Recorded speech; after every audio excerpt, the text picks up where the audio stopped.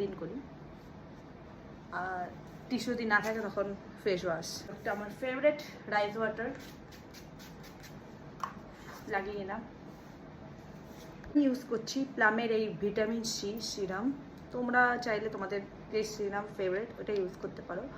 আমার মনে হয় মেকআপের আগে একটু সিরাম ইউজ করাটা না খুব ভালো, কারণ সিরাম ইউজ করলে স্কিনে খুব ভালোভাবে মেকআপটা ব্লেন্ড হয়, বসে, আর একটা গ্লো দেয়।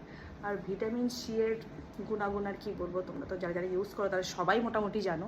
আজকে ইউজ করবো পন্সের এই ময়শ্চারাইজারটা। আমি নর্মালি সেটা ফিল করি, কিন্তু আজকে আমার মনে হলো এটা কিনে পড়ে রয়েছে, এটারও কিছু গতি করা যাক।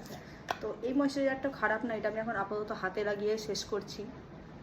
নাইকাতে অফার চলছিল, সেইটা আমি কিনে নিয়েছিলাম।